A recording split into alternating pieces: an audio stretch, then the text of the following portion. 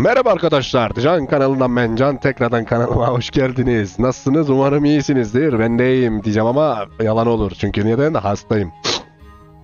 Yani biraz hastayım, çok da mühim değil. Bugün Kingdom Come Deliverance'ın 2. bölümüyle karşınızdayım. Yani Detroit Become'unu bitirmiştim. Yine de oynamamı istediğiniz herhangi bir oyun olursa yine de yorumlarda belirtin. Yani çekmeye çalışırım için sıkıntı değil. Deyin abi işte şunu oyna. Kardeşim şunu oyna. Reis şunu oynarsan iyi olur. Ya fark etmez yani. Simülatör. Evcilik oyunu da olsa. Fark etmez yani. Ne istiyorsanız söyleyiverin. Biz de çekiverelim. Neyse arkadaşlar. Bu seri olarak Kingdom Come Deliverance'ı da bitirmeye çalışacağım. Umarım güzel bir içerik olur yani arkadaşlar, ne diyeyim. Videoya geçmeden önce kanalıma abone olun. Abone olun.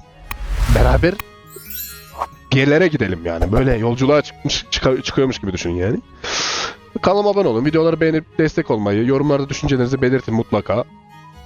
O zaman kaldığımız yerden devam edelim arkadaşlar. En son nerede kalmıştık? Hatırladığım kadarıyla bir tane ayyaş vardı. Onu dövmüştük bir güzel. Onu dövmüştük. Başka da hatırladım yok. Şu an hatırlamıyorum yani. Oyun şeylere, görevlere falan nereden bakıyorduk? Hiç hatırlamıyorum yani. Bayağı bir uzun zaman oldu. Peder beyler buradaydı. Selam aleyküm. Hatırladım.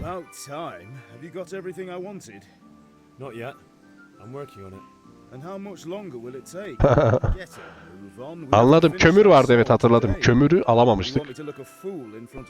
Paramız yetmiyordu. Paramız yoktu. Sonra ticari olarak bir adamla tüccarla anlaşmaya girmiştik ama onu becerememiştik. Oyunu yeni başladığımız için onun gazabına uğramıştık biraz.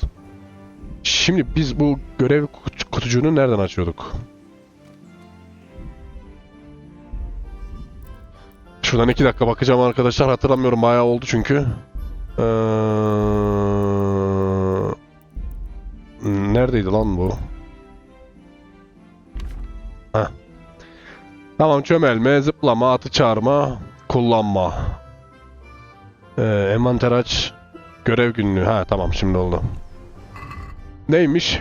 Pazardan bir torba kömür al. Nasıl alacağız hacı? Paramız yok ki. Şuradan envantere basalım. Paramız ne kadar? 3 altınımız var. Yani bilmiyorum, başka bir şey yapabileceğiz mi? Nasıl alacağız? Teşekkür ederim. Evet, bu dayıdan kömür alacaktık ama alamadık. Şuradan imtelemiyor muyuz? Kumarbaz. Vallahi zaten 3 tane altınım var. Onu da kaybetmeye niyetim yok. Tüccar var. Agacığım, bana biraz görev lazım.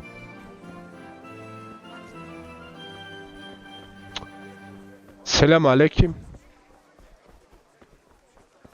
Ya biz o kömürü nasıl alabiliriz acaba ya? Selam aleyküm kardeşim. Jesus Christ be praised. Yani iş konuşalım da abi. Kaç tane demişti? 10 tane. 10 tane kömür. Şöyle 10 diyelim. Ödediğin 6 diyor. Tüccarın varlığı 20 altını var. 6. 3. Ya bize 2.7 altın daha lazım da. Şimdi sepet diyelim. Okey, sepette bu. Silah, zırh, yiyecek.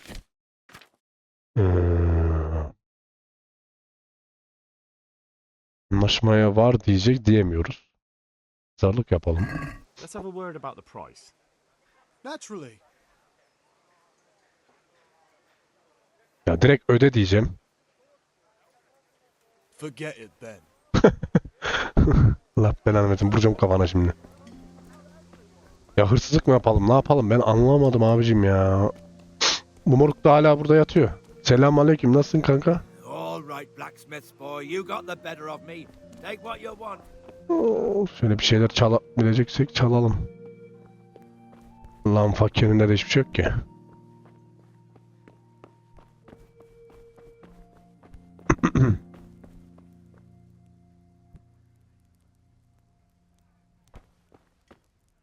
Eşya pişir derken hazır yemeğin yok mu hacı?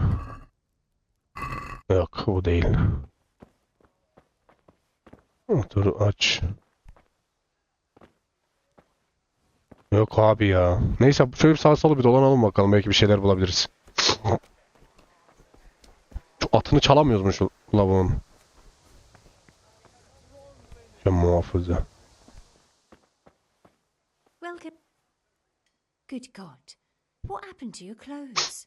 If you were robbed, you should report it. İş konuşalım desek. Bunda kömür var mı acaba? Aha, odun kömürü. Bu değil mi? Bu işte. Kömür. Başka kaç tane kömür olabilir? Bir dakika. Bir dakika ablacığım, geleceğim. Şuna bir bakayım, odun kömürünün aynı şey mi bu adamın sattığıyla? Belki bu salak daha fazlaya satıyordur. Ver bakalım. Aynen, odun kömürü. Sanırsam aynı fiyatı ya. Dur bir de ablayla konuşuverelim. Şura mıydı? Aynen. Selamünaleyküm. Şimdi neredesin? Odun kömürü. 10 tane ekleyip verelim.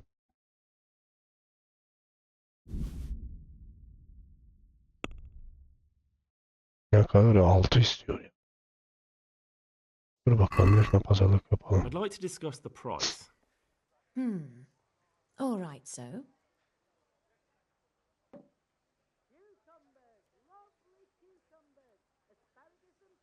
Forget it then.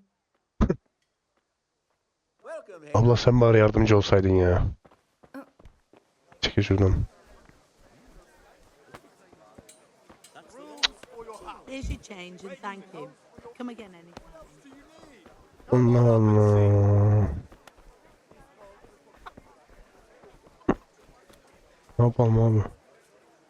Hırsızlık mı yapalım, ben anlamadım ki.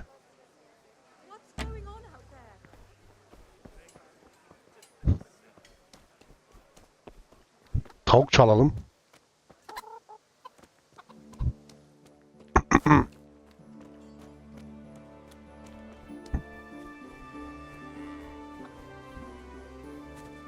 Ah, iyi lan, böyle atlama varmış.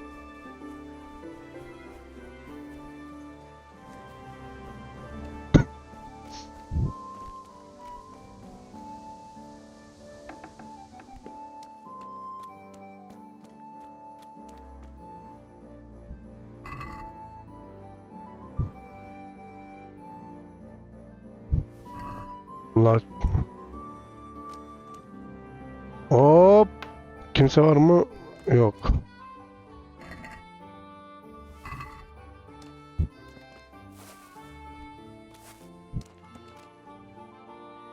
Hayır. Uyuma.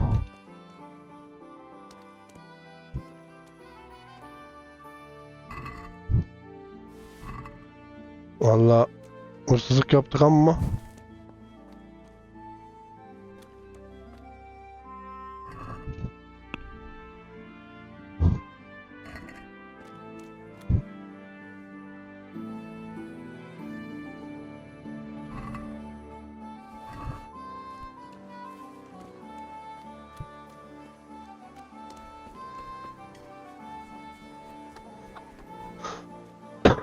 evet. Çaldık bir şeyler, onu satalım. Bize 2.7 lazım garanti olması için. Turp aldık, lahana aldık. De pek bir para edeceğini de zannetmiyorum gerçi de. Bakayım. Böyle. God be with you, Henry. Selamünaleyküm abla. Good day to you. What do you need? Para. God be with you. Şimdi sat diyelim. Sepete ekle. 5 tane, 6 tane ekleyiver. Ona. Bak şimdi oldu. Şimdi lahana satalım.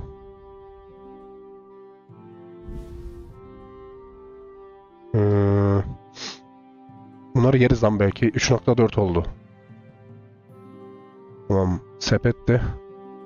Pazarlık yapalım lan. Hep siz mi yapacaksınız? Pazarlık yap. I've got a feeling you're trying to flog stolen goods to me. Don't expect me to pay full price. How much do you have in mind? Ne?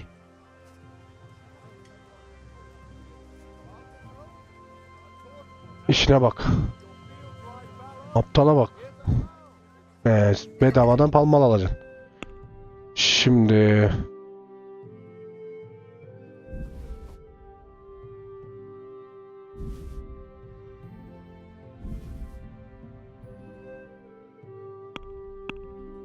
Sepet diyelim. Anlaşmaya var. I reckon what you're trying to sell me is stolen. I'll pay less for that. Let's agree on the price then. Onun avradını ya.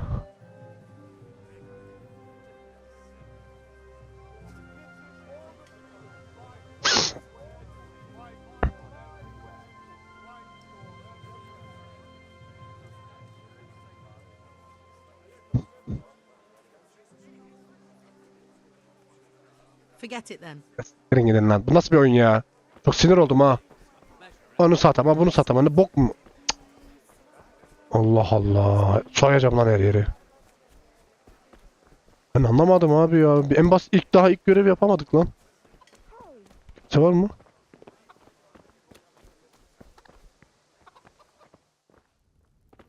Biri geliyor. What's that?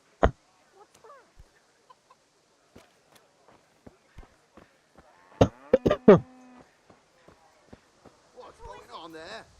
Ne diyorsun be? What's that? Bana diyor herhalde lan.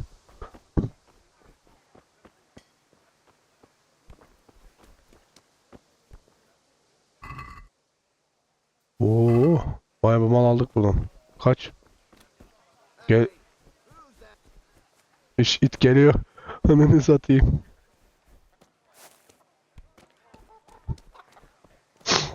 Buraya gelmiştik sanırsam. Şu tavuğu çalamıyoruz mu abi ya? Don çalalım. Şimdi bir de şunu. Orada kimse yok.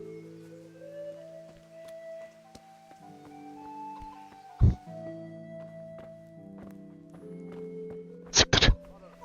Adam geldi kaç. Onu satayım.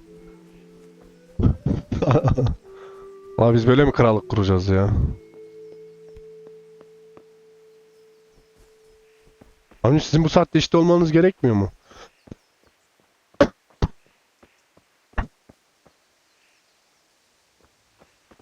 O adam bana gelmiyor inşallah.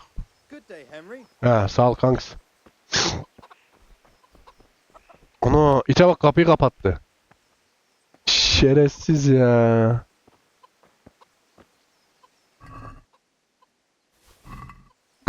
Çaldım kaç.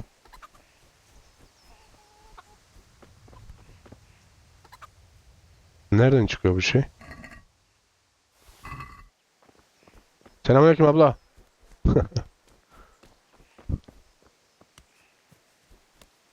Ha bu şey değil mi lan bok attığımız adam?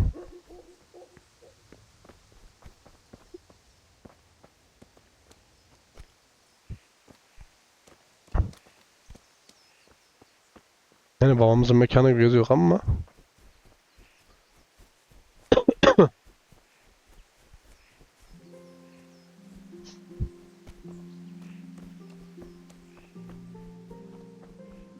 şu yukarıdaki eve bakalım bir de. Bayılacağız herhalde. God save Henry. Abla evine girebilir miyim?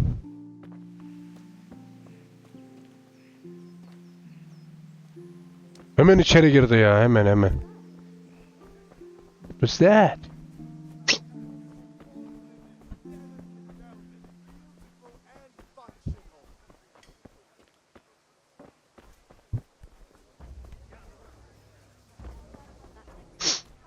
Thanks. And do drop by. Has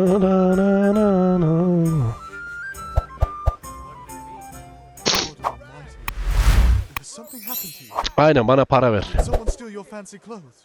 Bana para ver. Take care. Abi şuna baksana, hepsi kırmızı olarak gösteriyor ya.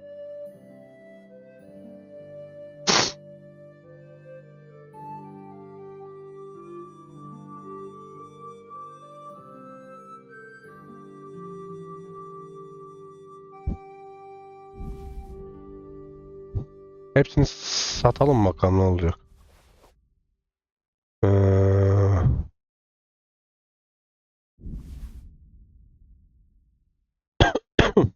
Yumurta.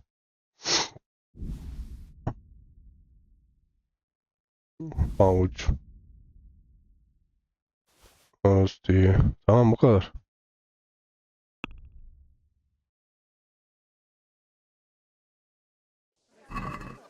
That's stolen. What are you trying on me? Get the hell out of here. Aa,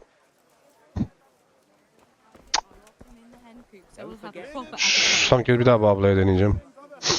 Good day to you. Abi ilk görev yapamadım hala. Çıldıracağım şimdi. Sat diyelim. Lan! İt oğlu it. Benim aldığım şeyleri geri ver o zaman.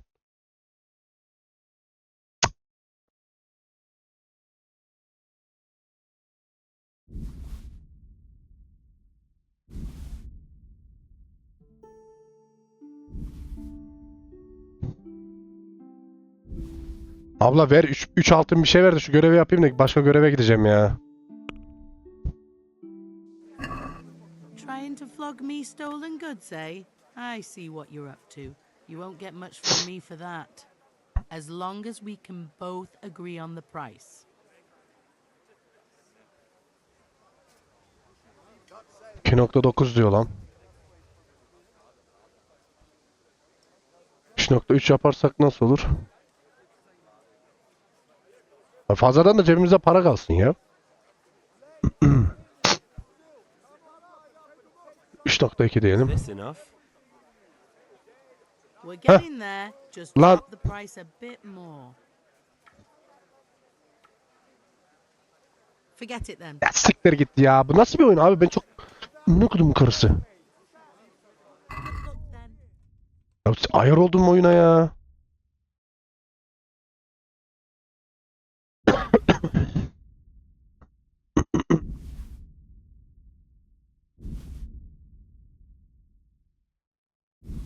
Ya 7.2'den 2.9 veriyor ya. Böyle bir şey olabilir mi?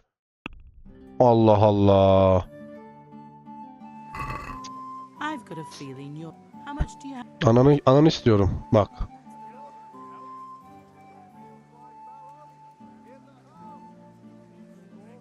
Bakın 3.4 diyelim. What about this? You won't convince me with that. Tamam 3.1. That's a sum I can live with. Allah belanızı versin sizin.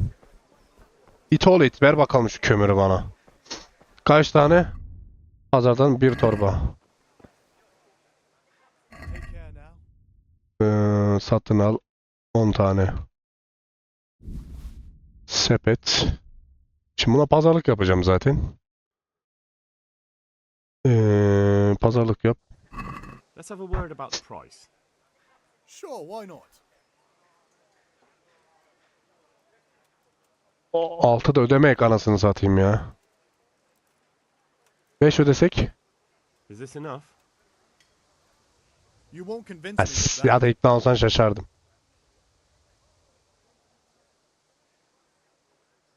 $5.3. Satisfied? Come now, just a little more and we have a deal. Ay, sikerim. Ha, ver tamam be. I'll go for that. İt oğlu it. Ya sırf görev için yaptım, yoksa inatlaşırdım da neyse.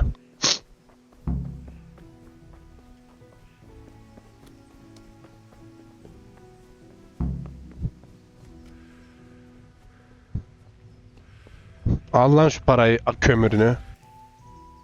About time. Have you got everything I wanted? I have charcoal, the hilt, and the ale. You can start. Sonunda. Job. Let's have it then. Ya son. hırsızlık yaptık yani yoksa. Been with that ale. It's as flat and warm as horse piss. Go back and get me another, and you can pay for it yourself. That's the price of stupidity. Ya of. Abi bak sinirleniyorum ama. Ne diyor? Bir havaya ısınmadan götür. Para kaldı ya zaten.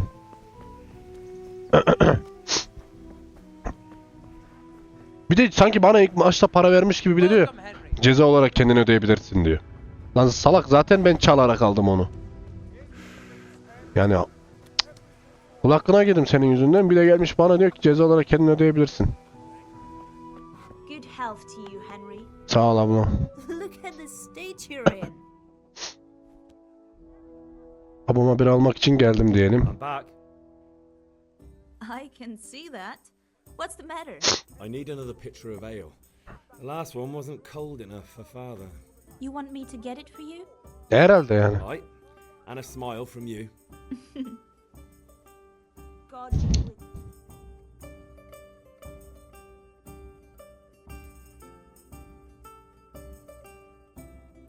Here you are. Thanks.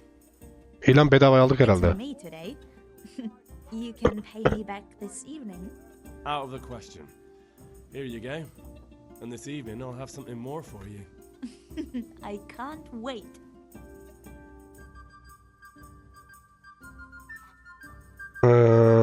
Tamam konuşmayı sonlandır geliriz sonra yine. Bay bay.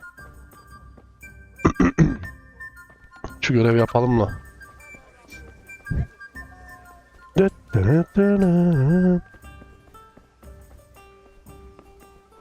Şimdi soğuk birayı da aldık. Yine tadava yapması var ya bu sefer baba hemen vururum kafasına kılıcı. Öyle babam olur ya. Hem 5 kuruş para vermiyor. Hem de ceza olarak kendin ödeyebilirsin diyor. Al lan şunu. Dırzo. Yeah, about time. Have you got everything I wanted? Evet. I have charcoal, the hilt, and the ale. We can start. Good job. Let's have it then, son. Well done. Right. Let's see what kind of job the master in Sasau did for us.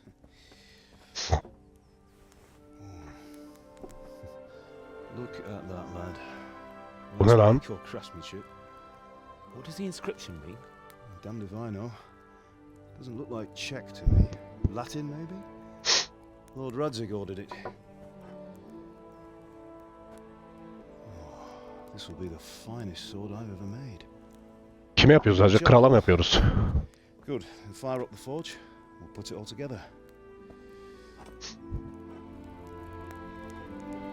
Oh be sonunda. İlk görevi yapabildim. İkinci videoda. By the way, someone paid me a call. I reckon you might know what it was about. I'm not sure. Really? Kimmiş? I'm pretty sure you and your friends threw Ah. Deutsch's freshly whitewashed house. He was here with the catchpole earlier, and it was not a friendly visit. What got into you, Hal? That Deutsch was talking treason in the tavern about Sigismund and the king. He got what he deserved. Got what he deserved, did he? You can go and clean up the mess you made. Allah'ım and ya. apologise to him. I have a trade to run. The German pays well, and having my son in the pillory helps nothing and nobody, least of all the king. You Doğru, understand? doğru söylüyor. Yes. Look me in the eye, Henry. Do you Understand? I understand. Good. And we'll never have this conversation again. Abi kılıç dövmeye mi It's right geliyoruz? to let traitors speak ill of our king. The boy gets caught, making a fool of himself, and he still hasn't learned his lesson. So Deutsch spouts rubbish and war. You turn into a common thug. You might win a fight with violence, but you'll never win an argument. Remember, Henry, if you want to convince someone that they're wrong, try using your mouth and not your fists. Aynen. Daha pazarda anı satayım ticaret yapamıyoruz kardeşim. Sen ne anlatıyorsun? Allah'ım ya. Tamam o zaman. Furnace is ready. Right, we'll do the grip. Hadi sal da abi gideyim şunu da. I'll heat it up, and when I take it out, you slip the grip on so it fits exactly. Hadi.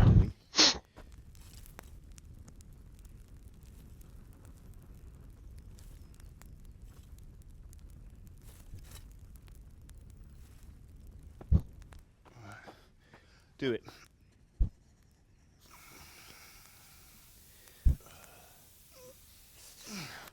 Good. Once more.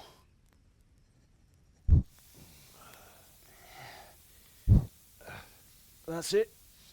Done. Ne ki? Now file it down so it sits well. Şimdi in your tabii hand. yere I'll otursun prepare the ben guard. bağlı.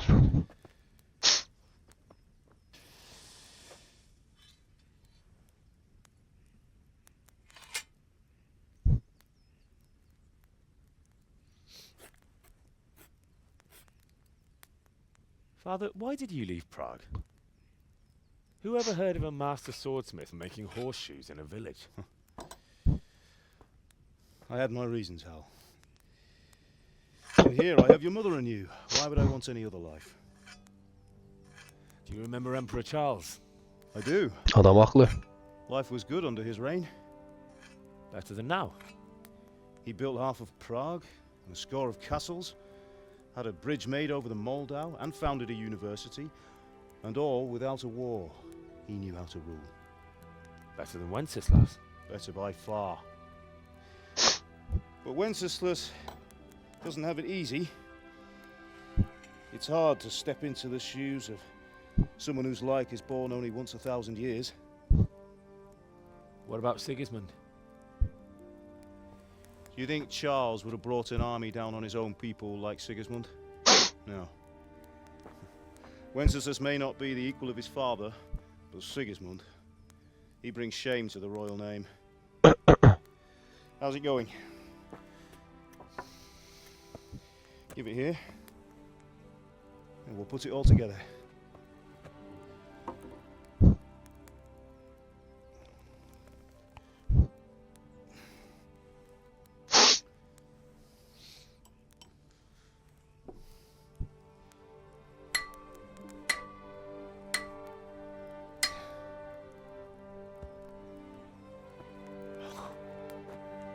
It's magnificent.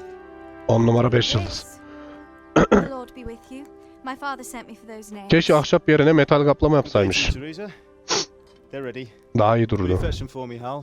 They're in the trunk in the living room. Okey. Şimdi ne yapacağız?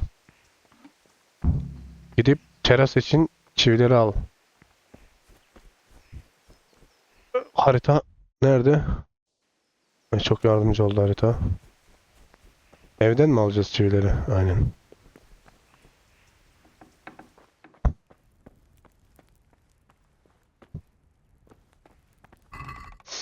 Teras için çiviler. Okey. Teras için çivileri aldık.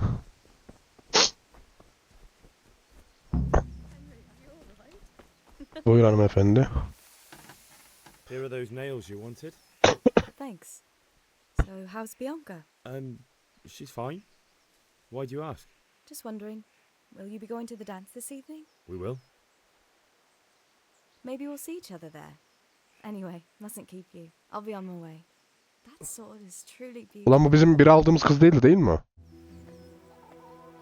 Değil herhalde.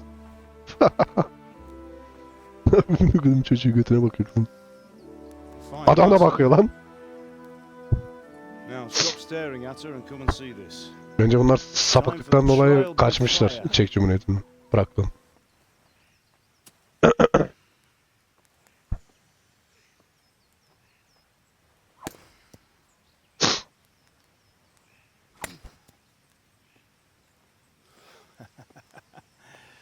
We did a fine job.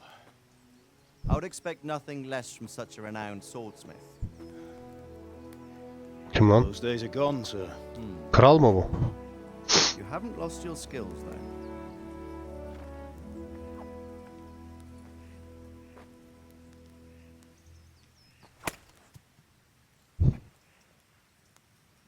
Bence 10 numara olmuş Would you kılıç. like to try it?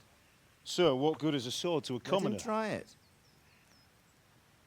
Baba belki de bir iş imkanımız olacak. Kral vurup kral olmam yok mu?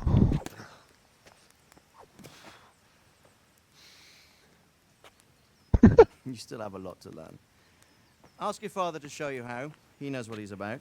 Learning his trade will serve him better in life, sir. Perhaps. But who knows what the future holds for each of us.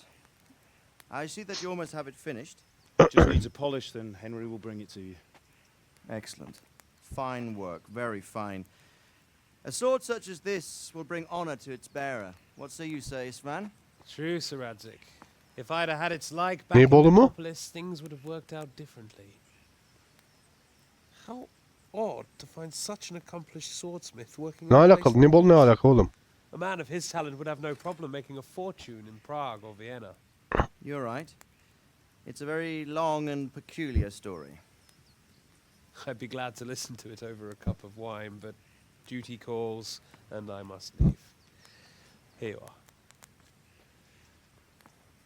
Learn from your father. He truly is a master. of- Elhamdülillah. I'm sure Hastayım arkadaşlar. Kusura bakmayın.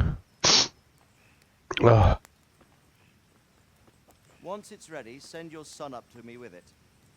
Good work, Martin. Sir. Elhamdülillah.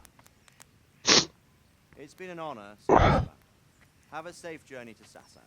The honor is mine, Sir Radzik. Thank you for the hospitality. Yani oynanıştan daha çok böyle hikaye tarzı gibi yani belli etti kendini. Bayağı bir uzun sürdü çünkü yani. I might tell you about it sometime, but not today. Will you teach me how to use it like Sir Radzik said? Why? Well, it could come in useful. Maybe I'll travel a bit before settling down. I'd like to know more than the tavern on the green and the forge. You know the trouble with an adventurous life, son? It can end before it gets started. I might teach you how to handle a sword, and then someone will shoot you with a crossbow as soon as you set foot outside the house. Bence de öğretme. If you ha. see it happen. Biraz Man my asilik age var has bize. seen a lot. Being a blacksmith might bring no glory, but it has its benefits, like keeping your head on your shoulders. I want to end my days in Skalitz, here, beneath the linden tree and by your mother's side. Well, so do I, one day. But first, I'd like to see the world, meet new people. Meet them or beat them. Meet. You have to keep going on about it. Then you've no need to learn swordplay.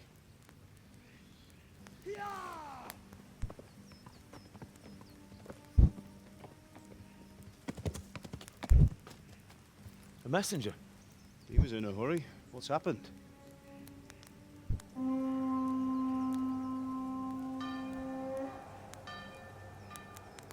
Aman diyeyim savaş.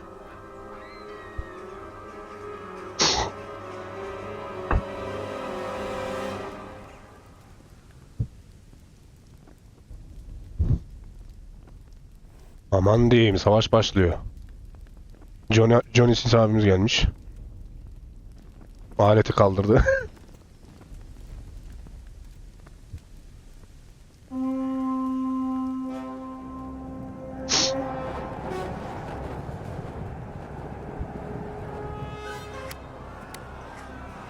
Lan kaçsanıza ok atıyorlar ya.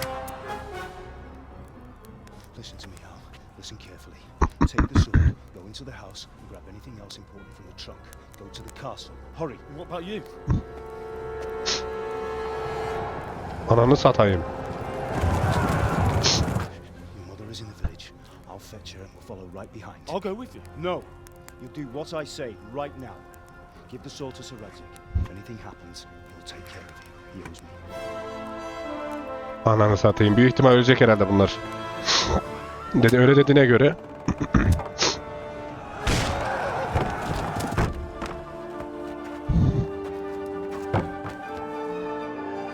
Oğlum tabak çanak bir şey alsaydın satardık lan.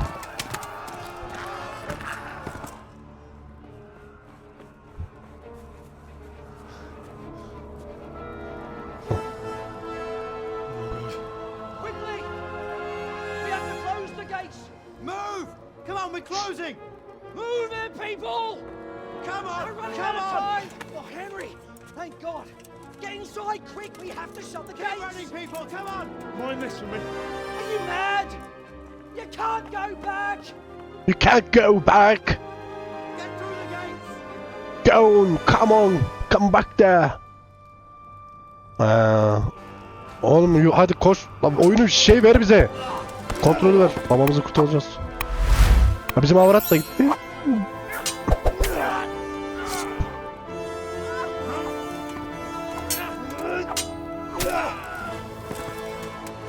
Aha, Keljon abimiz orada.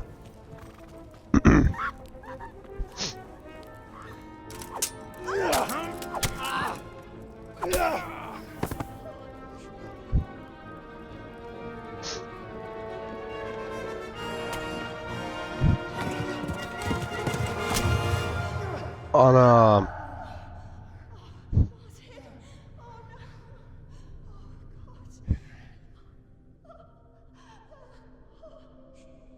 Vay be, son sözünde de Henry dedi adam. Ananı satayım. Ananı... Karıyı biçtiler lan.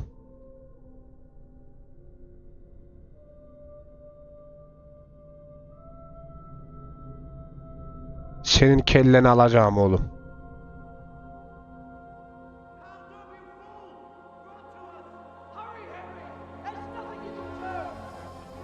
Come on, Hal! You can still make it!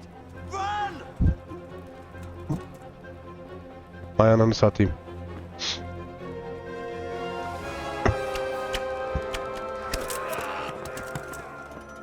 Find a horse! Ride to Talberg! Tell them what's coming! Warn them! Run by the moat! There's a path down there! Jump down from the wall and flee!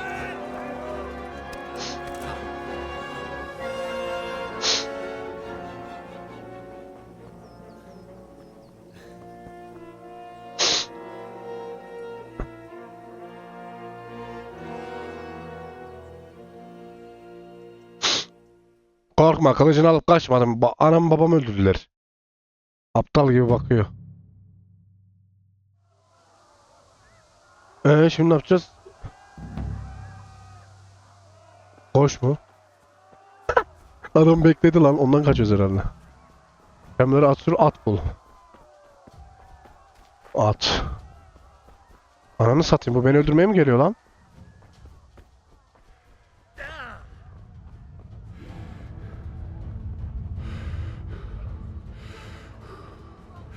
Ananı satayım, geldi oğlum adam.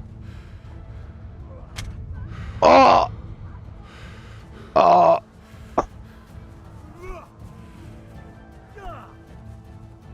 Koş. Aa! Aha, vurma. Vurma. Annem istiyor. Vurma. Amına kodumun çocuğu seni.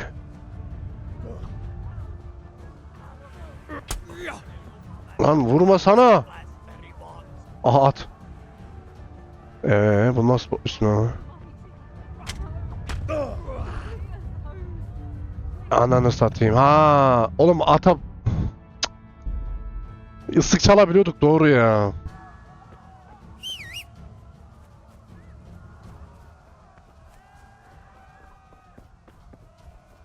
At gelmiyor.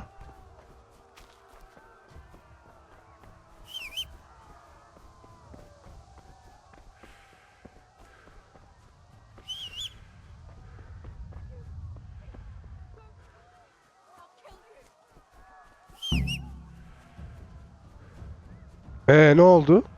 Kaçtık mı şimdi o adamla?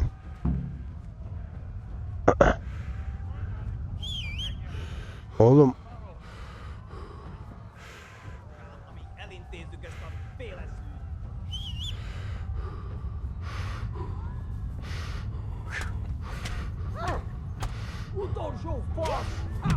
Oğlum ben hiçbir şey anlamadım bu oyundan ya.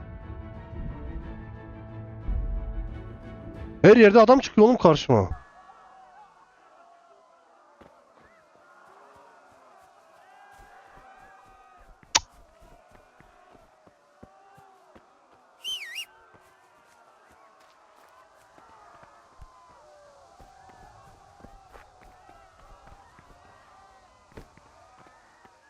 Köye mi döneceğiz? Ne yapacağız? Anlamadım ki.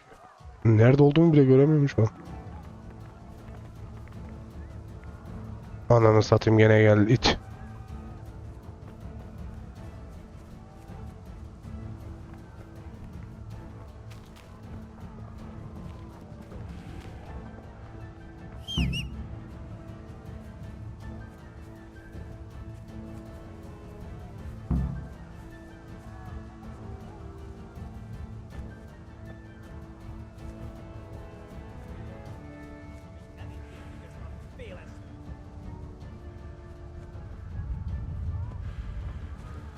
Aa!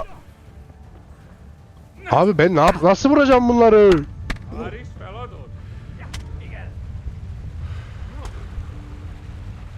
Ananı avradınız. Abi ben hiçbir şey anlamadım bu oyundan ya.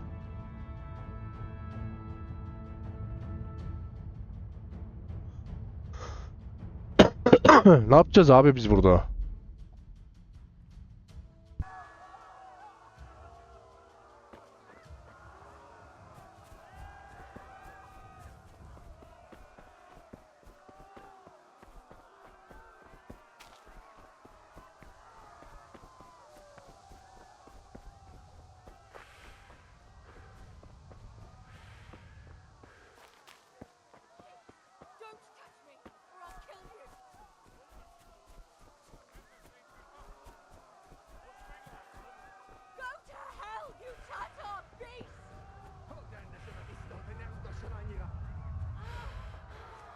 Şu atı gizlice alacağız.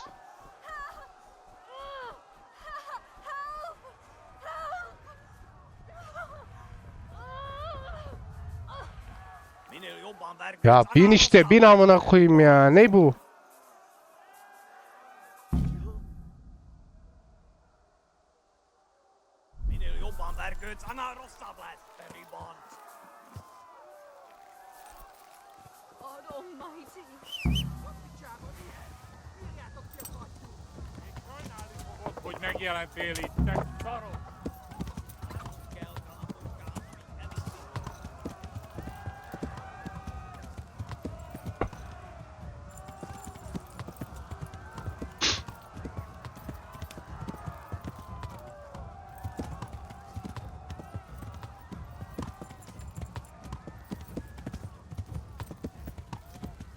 Demek ki böyle yapacakmışız abi.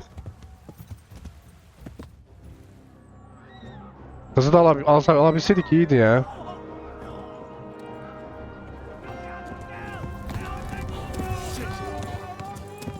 Shit.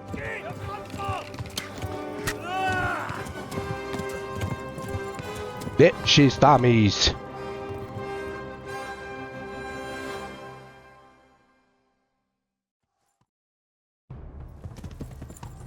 Ne yapacağız? Ya.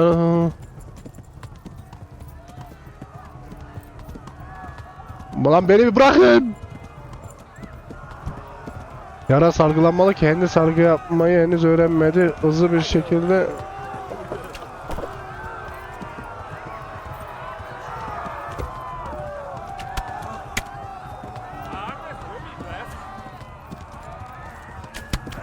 abi öleceğiz ya, nasıl satayım. Şöyle gidelim o zaman. Left. Talmberg is to the left, along the stream.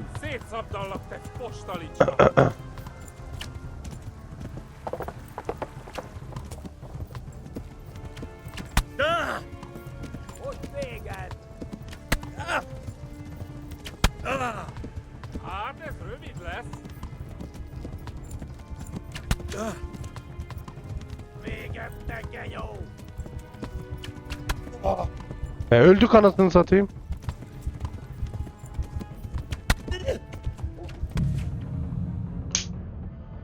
Of.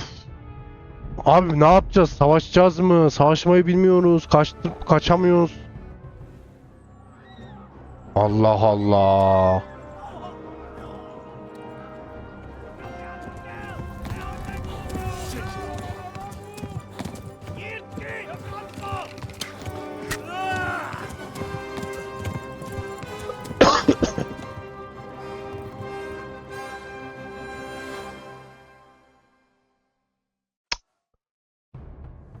Yeah.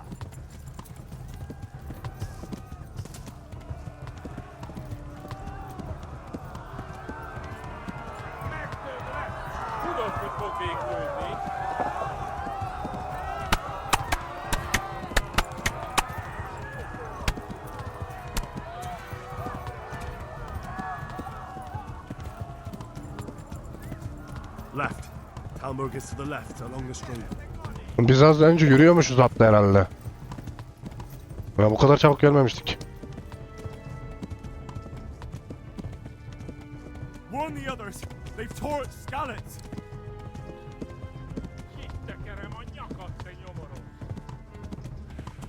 Bak hala ona hiçbir şey yapmadılar. Benimle bir dertleri var da anlamadım. At öldü anasını satayım yorgunluktan.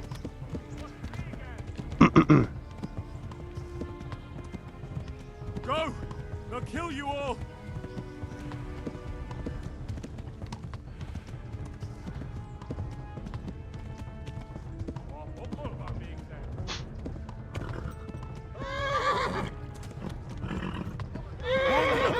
They've tore its scallops.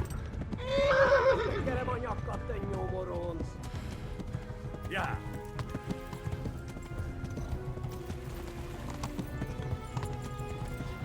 Onu satayım yaklaştı. Lan hadi kimse yok. Run for it. Yeah.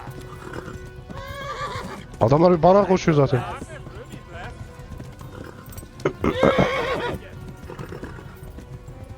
Koşsana yavrum. Yeah. Yeah.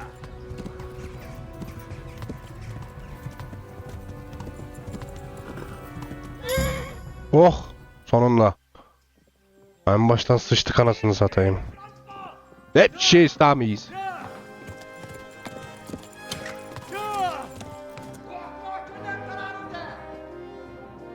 Oh my God! Wait! Help! Scallops has been attacked. Do something. Help! Quickly, everyone! Get your asses here! Hey! And loose! Hangi uzun gider?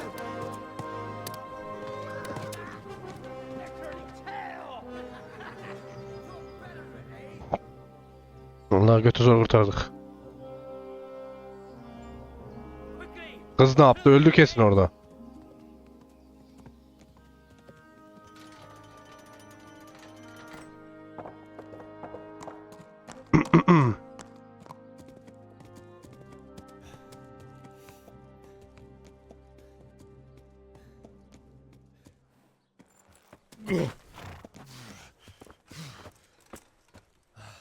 Someone give him a drink. And bring hot wine and bandages.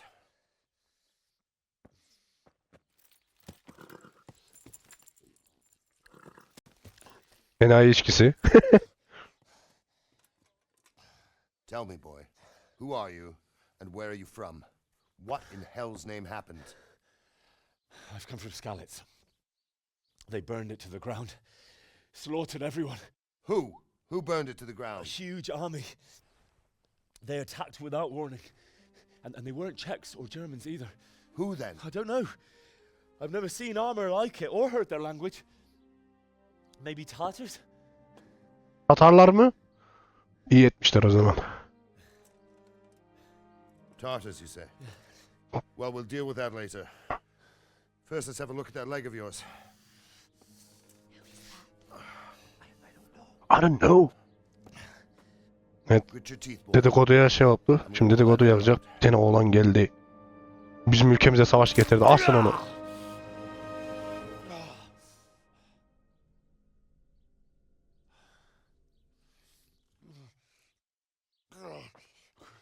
Easy. All done. You were lucky, lad. The arrow missed the bone. It only needed bandaging, and I've done that often enough before. War is a good teacher. Can you stand? There you go. Good as new. Thank you. If you idlers nothing better to do, get back to work. You'll have to speak to Lord Divish. Can you manage?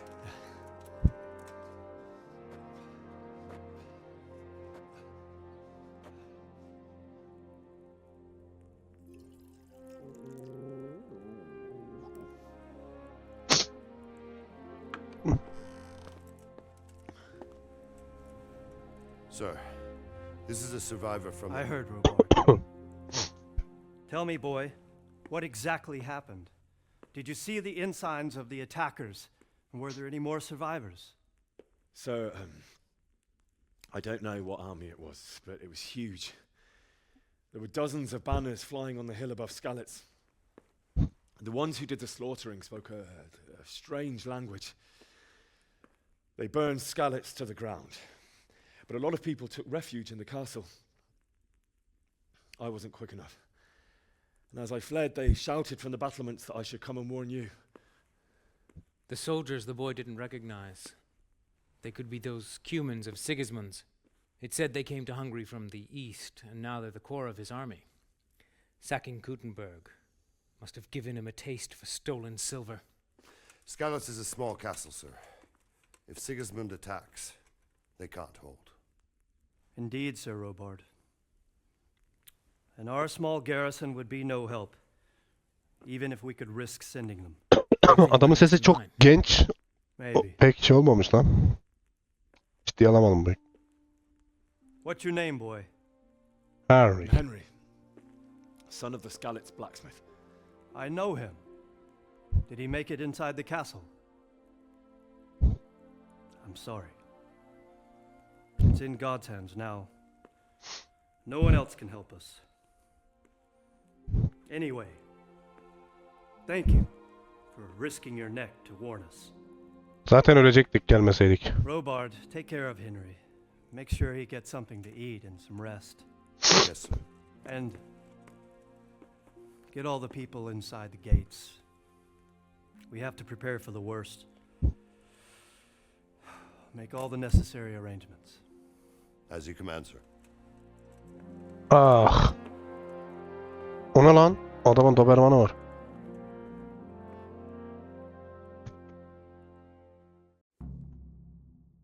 Ya acaba bu oyun böyle film üzerine mi gidecek? Sürekli. Ne diyor Sir Robin ile konuş. Ah. Damn. You've done well, lad. I'm sorry for your loss. You must be all done in. Why don't you go to the kitchen and have a good meal? Sorrow is easier to bear on a full stomach. Eyvallah. I heard about you. They say Şimdi it was a sword. I can't understand. What the? Sir Divish has suffered. Ha bununla beraber gidiyormuş. Gidelim. Ana. Ne itibar kaybedildi?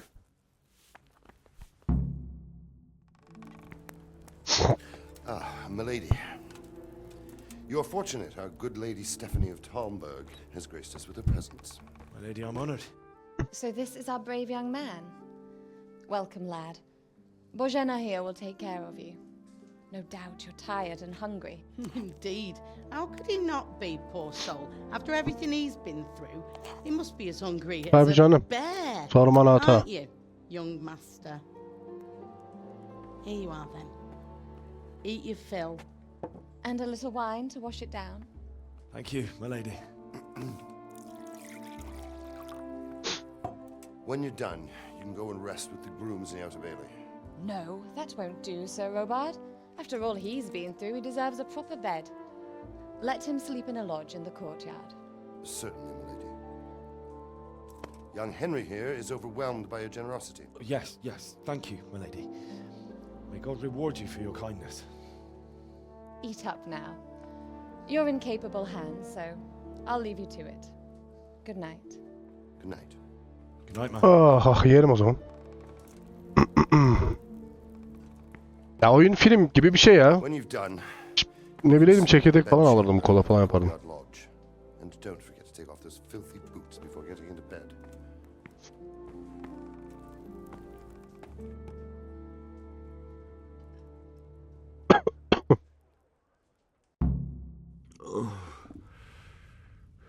something to eat. Ne yesek ki? Fırında tavuk. Aldım. Hepsini alayım dur ya.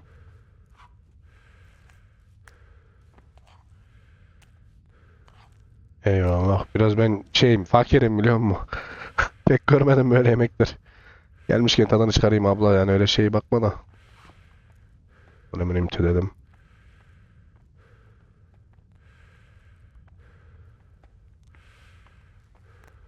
Abi aç mısın yoruldun mu? Anlamadım bunu niye öyle soğuk solasın ki yani.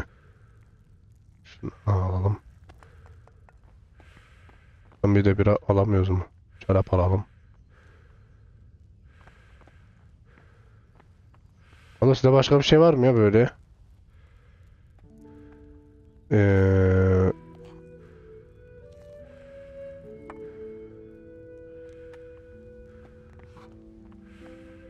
Soyayım mı lan burayı?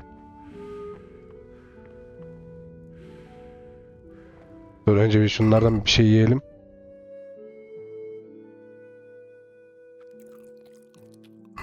Çablatmadan ye de. Şimdi...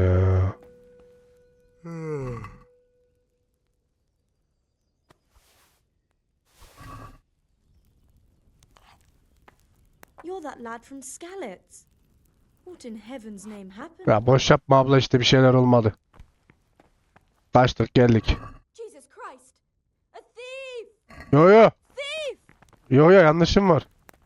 Bacım sadece bir baktım ne var diye.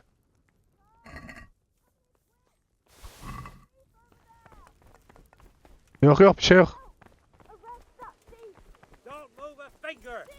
Yok lan ben o değilim.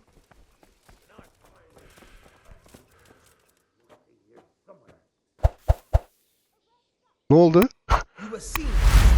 Ya yok abi. Thought twice about what you're doing. That will land you a fat fine.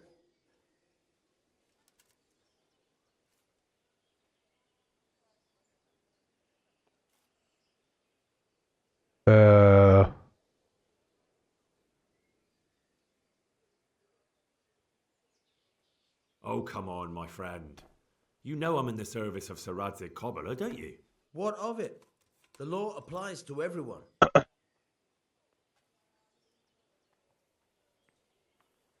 That much? I don't have enough on me. You still have to pay the penalty. Ananı sikeyim ya. La bir yemek yiyek dedik ya. In jail.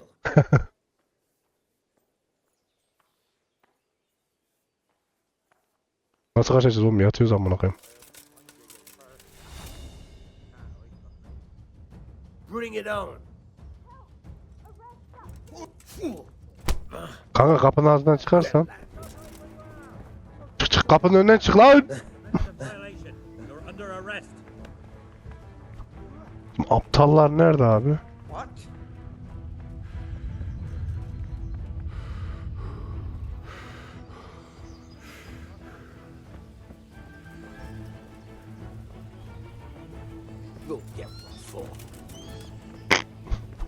Ah!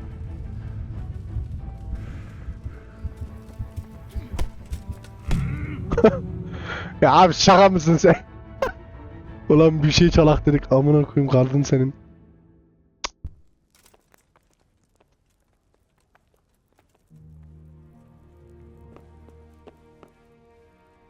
Ne oldu şimdi görev ne?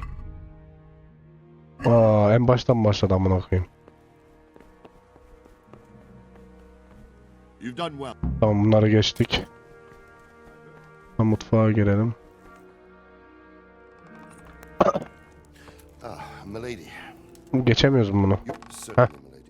Hepsini geç. Bunları alalım abi. Ya boş yapma hadi sen işine bak.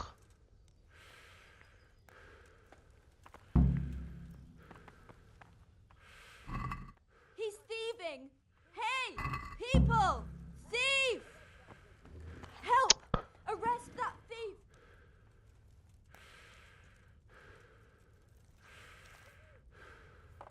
Hey, you!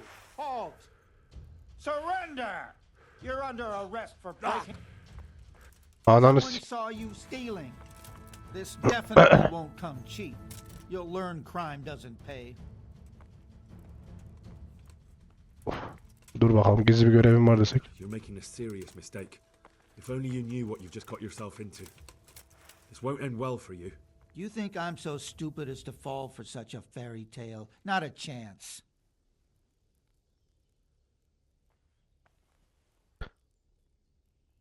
I can't pay them. Sıçtık iyice ya. You still have.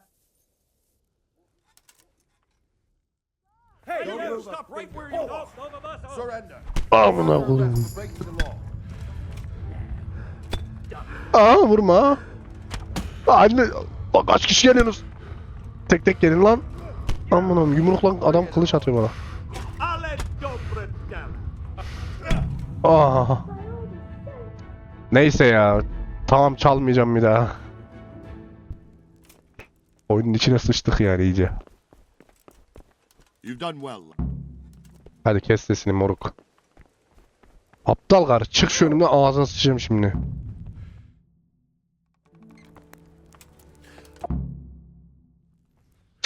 Aa lan, kimse yokken çalış onların hepsini. Ben satayım. Please tell me what happened in Skalitz. I have İyi lan, iyi çaldık en azından bir şey. Tamam, daha fazla bir şey çalmayacağım. Şunları yiyeyim de. Abla gitsene başımdan, anlatmayacağım sana bir şey. Sana anlatacak bir şeyim yok, git başımdan. Bir yemek yiyeceğiz şurada ya, burnumuzdan getirme. How rude.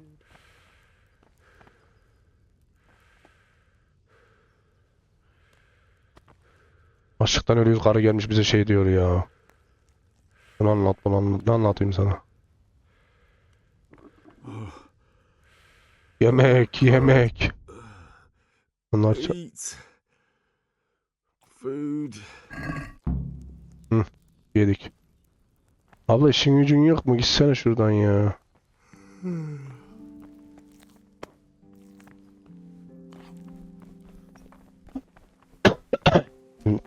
Neyse, gidip yatalım.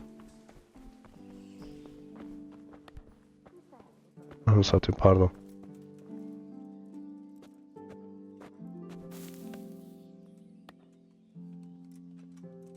Yatalım, dinlenelim.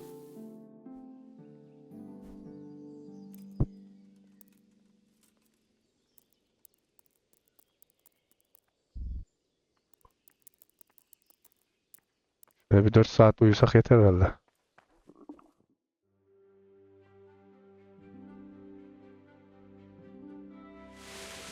the patrols will be doubled.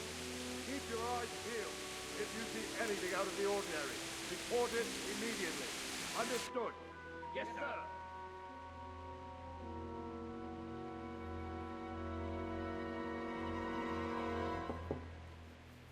Yes?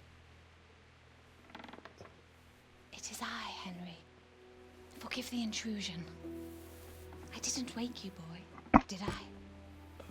My lady, no, not at all. But what brings you here at this hour? I thought you could do with a little wine.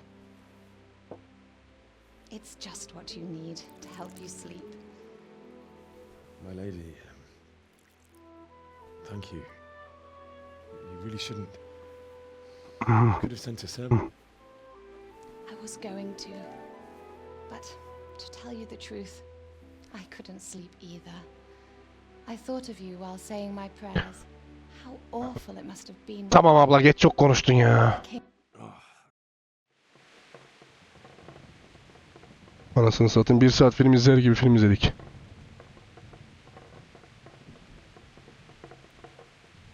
You might be right, my lady. I'll tell you what happened. It was Pardon.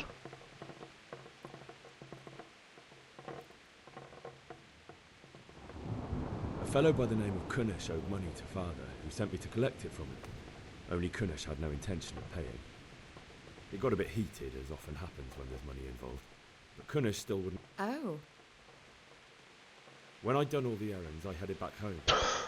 I promised father I'd help him with his work, and I was looking forward to it. He was forging a sword for Sir Radzig.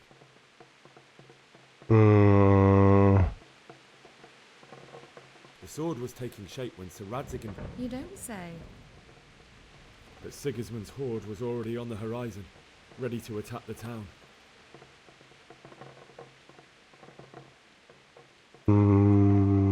A horde of soldiers was amassed. How awful. And then death descended on Skalitz.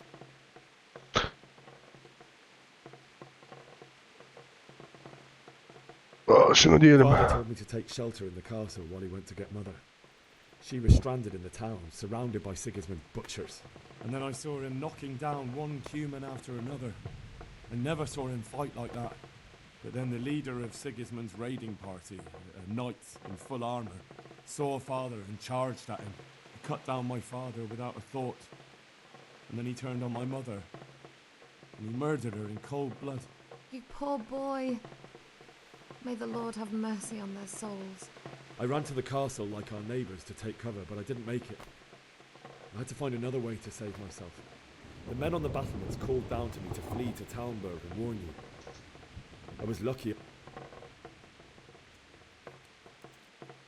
Bu ne ki bu? Anlamadım ben bu muhabbeti tam ya. I ran as if my life... It's as well you did. The Lord be praised. Then I heard a scream. I had Sir Radzig's sword, and I succeeded, even though it almost cost me my life. Like a valiant knight. Karı bize yürüyor, anladık. That's terrible. How could something like that happen? Öyle oldu işte. God alone knows why he lets such things happen. You poor boy. I understand your grief, but God is not to blame for the ills of this world. That is the work of Satan and those who do his bidding. Those who are corrupted by greed, envy, and pride. You must not lose faith, whatever life brings. Fate has not been merciful to me, and my husband either. Although in comparison to the horrors you went through. I was young when I married my husband. It was my father's wish. Divish was a lot older than I, but a woman must bear her lot. Shortly after our marriage, before I even got a look at Talmberg, the castle was stormed and my husband was imprisoned. Really? My husband had some quarrel with Sir Havel Medek of Valdek, who decided to resolve it by force.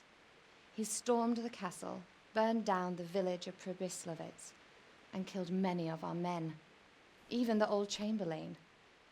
He imprisoned my husband in the castle and put his own garrison there. That's awful. I was barely 18 years old, and all of a sudden, I was left alone with Sir Robert. We didn't know what to do. We went to Prague to appeal to the king and sought help from Divish's friends, but all to no avail. We tried for years, but it seemed I was destined to be left alone and my husband to rot in jail in his own castle. Years, you say? 7 years. That's how long it took before Havel was condemned as an enemy of the crown. And even then, he refused to surrender the castle and release my husband. In the end, I raised the money to pay a ransom, and only then, by the grace of Lord Jesus, did I finally lay eyes on my husband once more. 7 years. And was Havel punished for it? Never. And after 7 years, my husband returned to me an infirm old man. Sir Divish seems like a good, strong man. Certainly, only he has many concerns. He had to rebuild Talmberg. After he was released, the king appointed him Burgrave of Prague Castle, and he was very busy. He had no time for me at all. But at least we were in the city, and there was something going on. And now, we're here. My lady, you're still young and beautiful. Your best years are still ahead of you. Would that were true, lad. Would it were true. But what am I doing bothering you with this? You have troubles enough of your own. I'll go and let you sleep.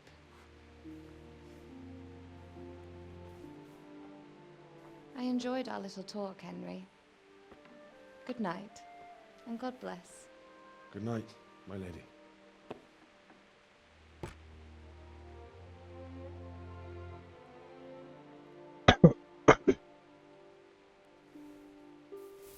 Tamam, sohbet bitti, geçebiliriz artık.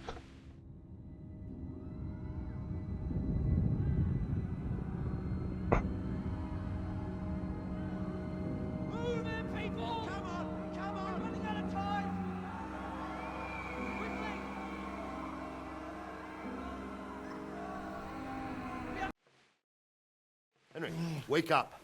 You don't want to miss this. What is it? What's happening? Come to the battlements. One of our patrols reported a company heading here from Scallops. Hadi o zaman.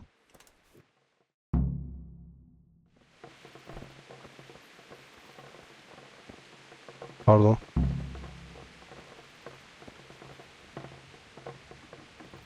Masadan meşaleyi al derken. Ha.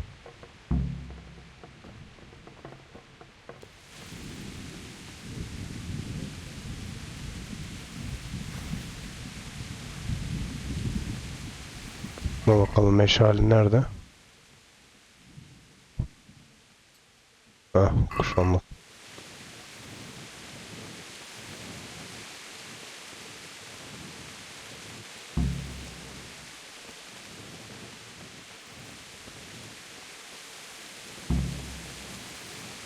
Yüzbaşı.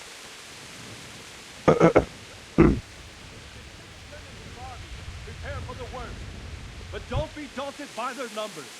Heed my command. All will end well. Neler oluyor? Pardon. Neler oluyor?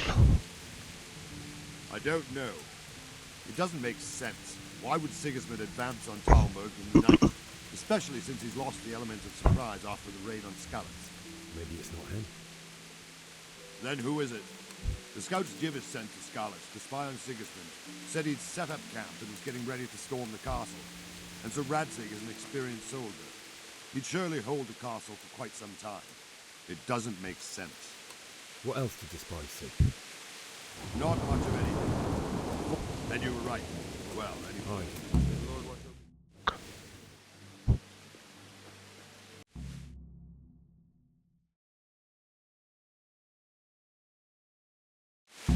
Men, tonight we'll have triple patrols.